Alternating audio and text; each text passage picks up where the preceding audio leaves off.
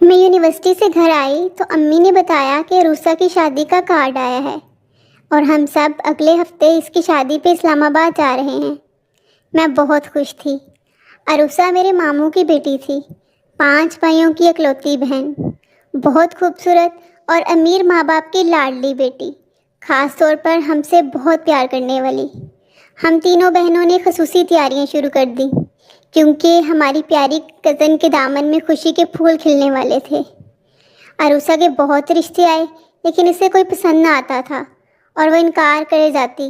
بالآخر اپنے class fellow کے ساتھ اس کا رشتہ پکا ہو گیا۔ لڑکا بھی اسے بہت چاہتا تھا۔ ساری کزنس مذاق کرتی اس کو کہ اگر تمہیں فرحان ہی پسند تھا تو پہلے بتا دیتی، یوں اتنے رشتوں کو منع کرنے کی ضرورت کیا تھی۔ بالآخر اس کی شادی بڑی دھوم دھام سے ہو گئی۔ ماموں نے بیٹی کو ڈھیر سارا جہیز دے کر رخصت کیا۔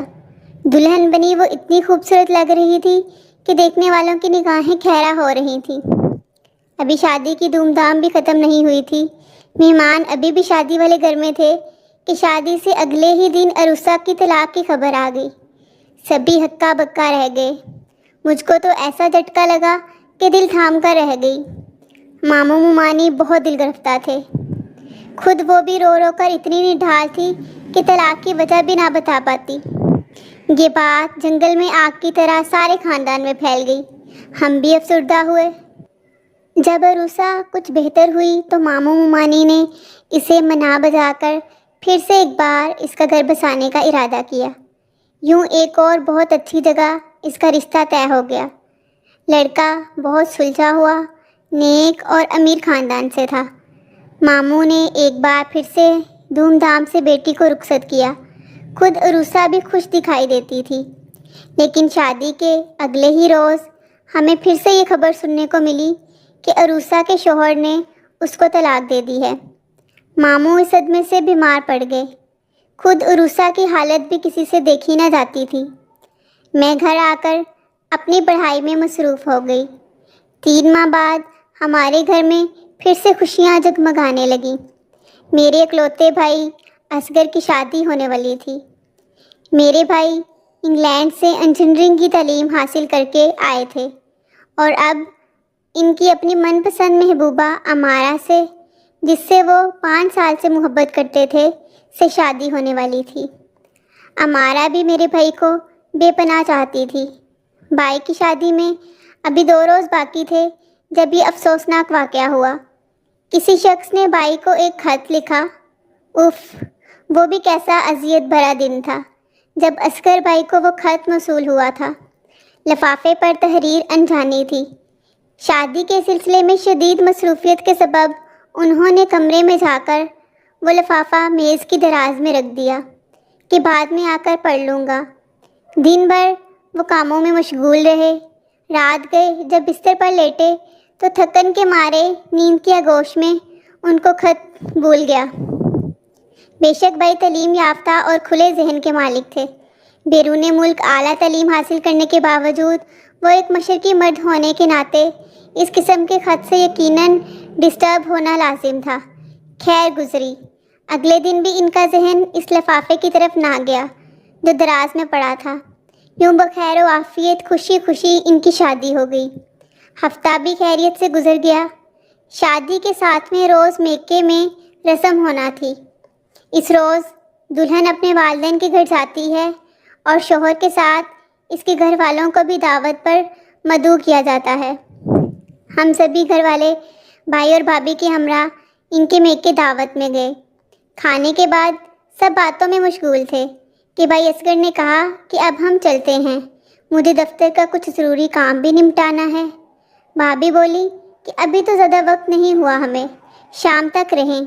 بھائی نے کہا کہ اگر تمہیں رہنا ہے تو کوئی بات نہیں، رہ لو، میں تمہیں کل آ کر لے جاؤں گا، مگر میں جانے کی اجازت چاہتا ہوں کیونکہ مجھے ابھی دفتر کا کچھ ضروری کام کرنا ہے جو ہماری شادی کی چھٹیوں کے باعث التوا میں پڑ گیا تھا۔ بھابھی نے امی سے بھی میکے میں رہ جانے کی اجازت مانگ لی۔ میری والدہ نے بھی باخوشی بہو کو اجازت دے دی اور کہا کہ بیٹی 1 دن نہیں، بے شک 2-4 دن اور رہ لو، جب آنا ہو فون کر دینا، میں اصغر کو تمہیں لینے بھیج دوں گی۔ بھائی ہم کو لے کر گھر آ گئے۔ وہ آتے ہی اپنے کمرے میں گئے اور آفس کی فائلیں کھول کر کچھ لکھنے بیٹھ گئے۔ ذرا دیر بعد کوئی شے لینے کو دراز کھولی تو نظر اس لفافے پر پڑ گئی جسے وہ رکھ کر بھول گئے تھے۔ خدا جانے کس کا خط تھا۔ انہوں نے لفافہ چاک کیا۔ جو ہی خط پڑا کمرے سے باہر نکل آئے۔ میرے بھائی کا رنگ روپ یکلخت اڑ گیا تھا اور صورت سفید پڑ گئی تھی۔ میں نے کبھی اپنے بھائی کو ایسی کیفیت میں نہیں دیکھا تھا۔ کیا ہوا بھائی جان؟ میرے سوال کے جواب میں انہوں نے اپنے سر کو اس طرح ادھر ادھر جھٹکا جیسے کہ ان کے دماغ میں پتنگے گھس گئے ہوں۔ پھر وہ اپنے کپڑوں کو جھٹکنے اور نوچنے لگے۔ آپ کی طبیعت تو ٹھیک ہے؟ میں نے گھبرا کر ان کا ہاتھ تھام لیا۔ تبھی انہوں نے ایک رکا میرے سامنے کر دیا۔ یہ کیا ہے؟ انہوں نے کہا کہ خود ہی پڑھ لو۔ میں نے کاغذ لے کر پڑھنا شروع کیا۔ لکھا تھا، مسٹر اصغر، میں آپ کو اس حقیقت سے آگاہ کرنا اپنا فرض سمجھتا ہوں کہ جس لڑکی سے آپ شادی کرنے جا رہے ہیں وہ نہایت ناقابل اعتبار اور برے کردار کی لڑکی ہے۔ تمہاری ہونے والی بیوی کے مجھ سے غلط مراسم ہیں۔ تم تو پردیس میں تھے، تمہیں کیا پتا پیچھے کیا ہوتا رہا۔ میرے علاوہ لاہور میں اس کے اپنے ایک رشتہ دار سے جس کا نام فے خان ہے سے غلط مراسم رہے ہیں۔ باقی آپ خود سمجھدار ہیں۔ آپ کا خیر خواہ فراز۔ مجھ کو تحریر پڑھ کر بہت غصہ آیا۔ سمجھ گئی کہ کوئی نہایت گھٹیا انسان ہے جس نے یہ خط لکھا ہے۔ یقیناً یہ بدخواہ ہماری خوشی سے خوش نہیں اور عین وقت پر رنگ میں بھنگ ڈالنا چاہتا ہے۔ ہمارا بھابھی سے اصغر بھائی کا رشتہ ان دونوں کی خوشی اور مرضی سے طے ہوا تھا۔ تبھی میں نے اعتماد سے کہا، بھائی اس کاغذ کو پھاڑ کر پھینک دیجئے اور مزید اس بارے میں سوچنے کی ضرورت نہیں۔ خط میں لاہور کا حوالہ تھا جس سے خیال اس طرف گیا کہ ضرور آنٹی کے خاندان میں کوئی ایسا ہے جو اس رشتے پر ناخوش ہے، تبھی چل کر یہ فضول خط لکھ بھیجا ہے۔ انسان لاکھ روشن خیال ہو مگر جب اس کے دل میں ایک لمحے کو بھی شک آ جائے تو سمجھو شیشے میں بال آ جاتا ہے۔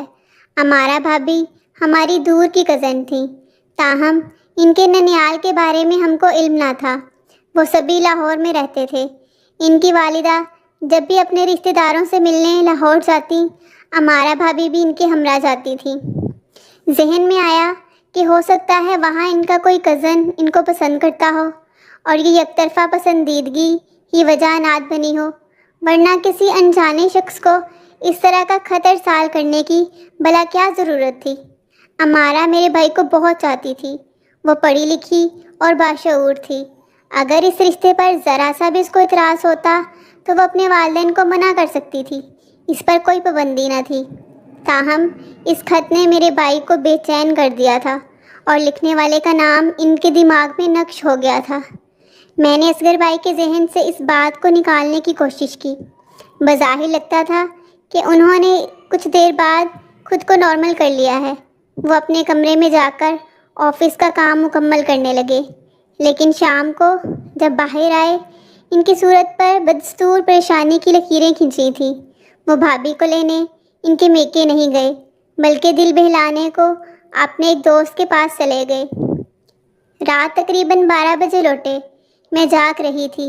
ہلکی سی آہٹ پر در کھول دیا۔ وہ مجھ سے کلام کیے بغیر اپنے کمرے میں چلے گئے۔ میں بھی جا کر بستر پر دراز ہو گئی۔ خدا جانے آج نیند کیوں آنکھوں سے دور چلی گئی تھی۔ کافی دیر تک جاگتی رہی، دعا کرنے لگی، خدا کرے کہ میرے بھائی نے اس فضول تحریر کو بلا دیا ہو۔ اے اللہ، بھابھی کل ہی میکے سے آ جائیں تاکہ بھائی کے دل میں اگر کسی بدگمانی نے جگہ کر لی ہے تو یہ ختم ہو جائے۔ بدقسمتی سے اگلے روز بھابھی نہ لوٹیں اور نہ ہی ان کا فون آیا، چونکہ ان کی والدہ کی طبیعت اچانک خراب ہو گئی تھی۔ انہوں نے میکے میں مزید 1-2 روز ٹھہر جانے کو ترجیح دی۔ امی نے ان سے پہلے ہی کہہ دیا تھا کہ بیٹی بے شک جتنے دن رہنا چاہو رہ لینا، یہ بھی تمہارا اپنا ہی گھر ہے۔ میں نے امی سے کہا کہ آپ اصغر بھائی سے کہیے شام کو جا کر بھابھی کو لے آئیں۔ وہ بولیں، ہمارا ابھی نئی دلہن ہے، ایسا رویہ درست نہ ہوگا۔ آج کل میں وہ خود فون کر دے گی۔ شادی کے شروع دنوں میں والدین کا گھر یاد آتا ہے، آہستہ آہستہ ہی انسان اپنا قدیم ٹھکانہ بھلاتا ہے اور نئی جگہ کی عادت پڑتی ہے۔ اسے وہاں گئے 1 ہی رات تو گزری ہے، ابھی فون کرنا ٹھیک نہیں ہوگا، کل شام فون کر دوں گی۔ مگر معاملہ یہ تھا کہ اس فضول خط کو پڑھنے کے بعد خدا جانے کس قسم کی سوچیں میرے بھائی کو پریشان کر رہی تھیں۔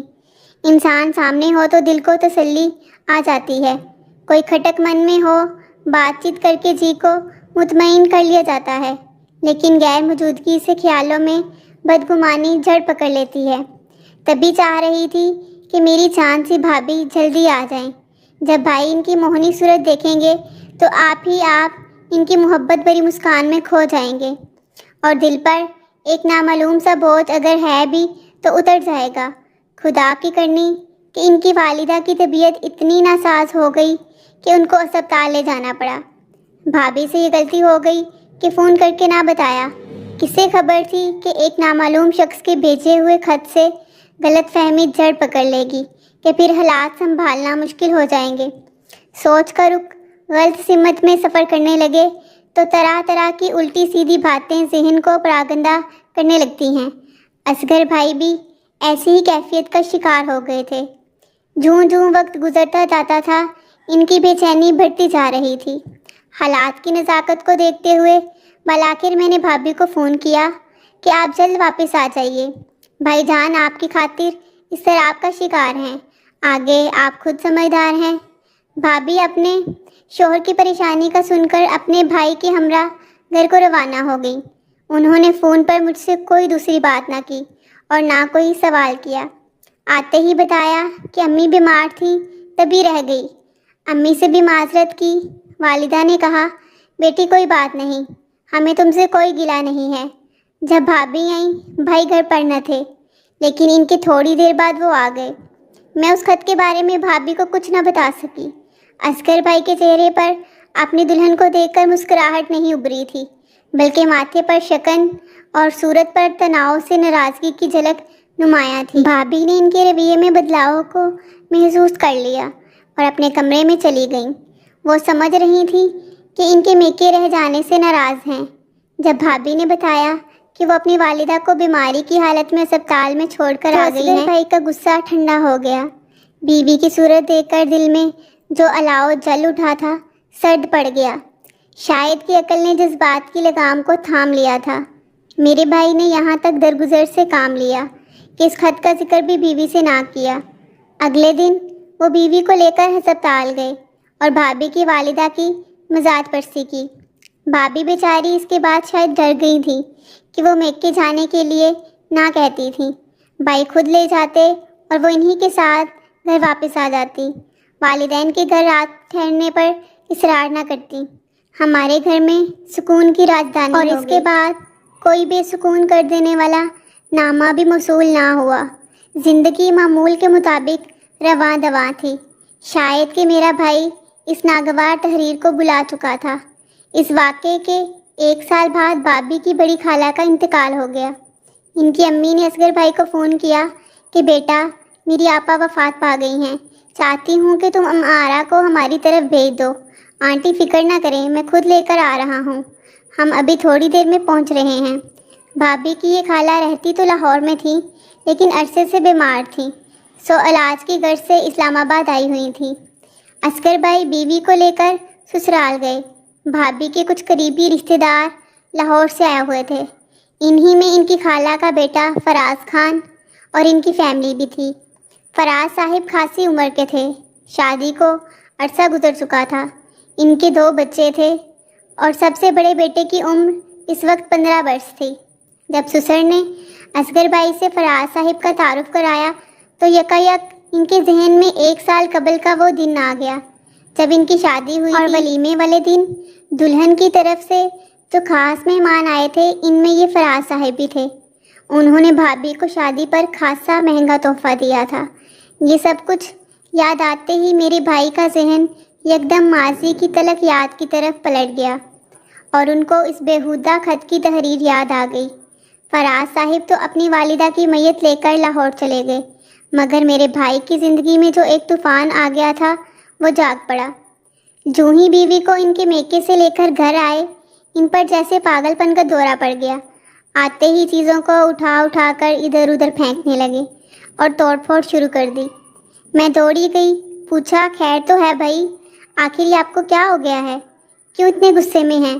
بولے یہ اپنی بھابھی سے پوچھو جو آج اپنے کزن فراز صاحب پر باری صدقے ہو رہی تھی اور ان کو تسلیاں دیتے تھکتی نہ تھی۔ بھابھی بولی ظاہر ہے کہ فراز بھائی کی والدہ فوت ہو گئی تھی جو میری سگی خالہ تھی، انہیں تسلی کے بول کہنے ہی تھے۔ یہ ایسا موقع تھا کہ اپنے قریبی عزیز سے انسان تعزیت تو کرتا ہی ہے۔ بھابھی نے وضاحت کی میں سب سمجھتا ہوں۔ تو یہ تھے وہ فراز صاحب۔ میں بھی کہوں کہ ان کزن صاحب نے تم کو شادی پر اتنا مہنگا تحفہ کیوں دیا تھا؟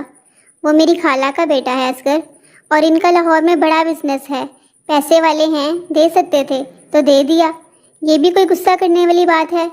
بھابھی نے جواب دیا آپ بھی کیسے عجیب آدمی ہے فراز، میں تو سوچ بھی نہیں سکتی کہ آپ اس قسم کا کبھی مجھ پر شک کریں گے۔ اس بات پر بھائی کو اور بھی غصہ آیا، اپنی الماری کھولی اور وہ خط جو نہ جانے کیوں انہوں نے سنبھال کر رکھا ہوا تھا لا کر بھابھی کے سامنے پٹک دیا۔ چلا کر بولے اور یہ کیا ہے؟ کیا لکھا ہے اس میں؟ ذرا پڑھو اسے۔ یہ تو میرا حوصلہ اور شرافت ہے کہ آج تک تم سے اس بارے میں ذکر تک نہیں کیا، مگر آج تمہیں اس شخص سے ایسے والہانہ انداز سے بات کرتے دیکھ کر ساری کہانی میری سمجھ میں آ گئی ہے۔ بھابھی بولی کیا ہو گیا ہے آپ کو؟ آپ کو آج لگتا ہے کوئی دورہ پڑ گیا ہے، جبکہ اب تک زندگی کی گاڑی آرام و سکون سے چل رہی تھی۔ کیا میرے لیے یہی عمر رسیدہ آدمی عشق کرنے کو رہ گیا تھا جو عمر میں مجھ سے 15 سال بڑا ہے، شادی شدہ اور بال بچے والا ہے؟ اصغر خدا کا خوف کرو، وہ لاہور میں اور میں اسلام آباد میں رہتی ہوں، کیا ہو گیا ہے تمہیں؟ کہیں دماغ تو نہیں چل گیا تمہارا؟ یہ کہہ کر انہوں نے زاروں قطار رونا شروع کر دیا۔ بھائی نے اسی پر بس نہیں کی، خود جا کر فراز کی بیوی سے بات کی، وہ بھی ہکا بکا رہ گئیں۔ بولی بھائی اصغر آپ کو کیا ہو گیا ہے؟ ہمارا مجھ کو اور میرے شوہر کو چھوٹی بہن کی مانند عزیز ہے، خدارا اس غلیظ خیال کو ذہن سے نکال کر اپنے دل کو صاف کر لیجئے۔ شادی میں اس کو تحفے میں سونے کا سیٹ اس کی خالہ نے مجھ کو دیا تھا، میں نے فراز کو دیا کہ تم دے دو، ہماری شان بڑھ جائے گی۔ کیا معلوم تھا کہ آپ کی سوچ ایسی ہے؟ توبہ توبہ، ہم کس قسم کے لوگوں میں پھنس گئے ہیں۔ فراز خان کی بیوی کے بولنے پر میرے والدین بھی بھائی کو لان تان کرنے لگے کہ ایک اچھے خاندان سے ہو تم اصغر، اور کیسی نیچ حرکتیں کر رہے ہو، تم نے تو ہمارے منہ پر کالک مل دی ہے۔ کبھی بھائی اصغر شرمندہ ہوئے، امی ابو سے بھی معافی مانگی۔ مرد چاہے جس قدر اعلیٰ ظرف ہو، اپنی بیوی کے کردار میں ذرا سا جھول برداشت نہیں کر سکتا۔ عورت ہمیشہ مرد کو معاف کرتی آئی ہے، بس بھابھی نے بھی بھائی کو معاف کر دیا۔ تاہم اس واقعے کے 3 برس بعد یہ معمہ بھی حل ہو گیا کہ یہ خط لکھنے والا کون تھا۔ ایک روز میں اور امی بھائی اصغر کے ہمراہ ماموں جان کے گھر گئے۔ دروازہ کھلا تھا اور اندر کمرے سے عروسہ کی آواز آ رہی تھی۔ وہ ممانی سے باتیں کر رہی تھی۔ وہ اپنی ماں سے کہہ رہی تھی سچ کہتے ہیں اماں کہ انسان کو اپنے کیے کی سزا ضرور ملتی ہے۔ میں نے حسد میں امارہ کی شادی سے ایک دن پہلے ایک خط لکھ کر اصغر کو ارسال کیا تھا جس میں امارہ پر جھوٹا الزام دھرا تھا۔ دیکھیے کہ میرے ساتھ بھی میری تقدیر نے کتنا برا کیا۔ یہ بات بھی کھلی کہ اسے طلاق اس وجہ سے ہوئی تھی کہ اس کے دونوں شوہروں کو بھی کسی نامعلوم شخص سے ایسے ہی خط موصول ہوئے تھے جس میں اس نے عروسہ کی کردار کشی کی گئی تھی۔ پھر وہ کہنے لگی کہ اصغر تو ایک عقل مند انسان تھا اور ان کی زندگی آرام سے گزر رہی ہے، مگر میں آج تک دیکھیے اپنا گھر نہ بسا سکی۔ عروسہ نے یہ حرکت اس لیے کی تھی کہ وہ اصغر بھائی سے بہت محبت کرتی تھی۔ اس نے بہت چاہا کہ اس کی شادی میرے بھائی سے ہو جائے، مگر وہ اس کو ناپسند کرتے تھے، حالانکہ وہ بہت خوبصورت تھی اور ہم لوگوں سے بھی بہت زیادہ محبت کرتی تھی۔ امی بھی اسے بہو بنانا چاہتی تھیں، مگر اصغر بھائی مان کر نہ دیے کیونکہ وہ امارہ کو پسند کرتے تھے اور اس سے عہد و پیمان کر چکے تھے۔ یوں ہم سب کا یہ خواب ادھورا ہی رہ گیا اور عروسہ کی آرزو حسرت بن کر اس کے دل میں دفن ہو گئی۔ بھائی کی منگنی کے بعد وہ کافی عرصہ بیمار رہی، کہتی تھی کہ کنول دیکھ لینا میں اب شادی نہ کروں گی، میں اسے سمجھاتی کہ ایسا نہ کرو اور نہ ہی ایسا کہا کرو، شادی زبردستی کا سودا نہیں ہوتا، اللہ نے چاہا تو ایک دن تمہیں بھی بہت اچھا اور پیار کرنے والا جیون ساتھی ضرور ملے گا۔ جو شے حاصل نہ ہو سکے اس کے لیے صبر کرنا ہوتا ہے۔ میری باتیں سن کر وہ بے دلی سے مسکرا دیتی تھی۔ تبھی میں سوچتی کہ یہ یک طرفہ محبت بھی بڑی ظالم شے ہے، انسان کو جلا کر راکھ کر ڈالتی ہے۔ بعد میں یہ راز بھی کھلا کہ اس نے ماں باپ کے دباؤ میں آ کر فرحان کے لیے ہاں تو کر دی، مگر وہ اصغر بھائی کو بھلا نہ پائی تھی۔ اس کے دل میں ابھی بھی اصغر بھائی سے شادی کی امید تھی۔ تبھی اس نے شادی سے اگلے ہی دن خود سے لکھا ہوا خط اپنی ڈریسنگ ٹیبل پر رکھ دیا، جسے پڑھ کر اس کے شوہر نے اسے طلاق دے دی۔ اپنی دوسری شادی کی دفعہ بھی اس نے ایسا ہی کھیل رچایا کہ بعد میں سب اصغر کو مجبور کر کے اس سے اس کی شادی کروا دیں گے، لیکن اصغر بھائی پھر بھی نہ مانے اور امارہ کے ساتھ ان کی شادی کی تاریخ رکھ دی گئی۔ جب اس نے اپنی آخری کوشش کی اور اصغر بھائی کو خط لکھ کر امارہ کی طرف سے بدگمان کرنا چاہا، عروسہ کی زبانی بھائی اصغر نے اعتراف خطا کو جب اپنے کانوں سے سنا تو الٹے قدموں ماموں کے گھر سے نکل گئے اور جا کر اپنی بیوی کے قدموں میں بیٹھ گئے۔ کہا کہ مجھے معاف کر دو، اگر آج میں عروسہ کے منہ سے یہ الفاظ نہ سنتا تو شاید عمر بھر میرے دل میں تمہاری طرف سے بدگمانی قائم رہتی۔ صد شکر کہ اس نے یہ راز کھول دیا، خدا اسے معاف کرے اور مجھے بھی، کہ عروسہ کو اس کے کیے کی سزا تو مل ہی چکی ہے۔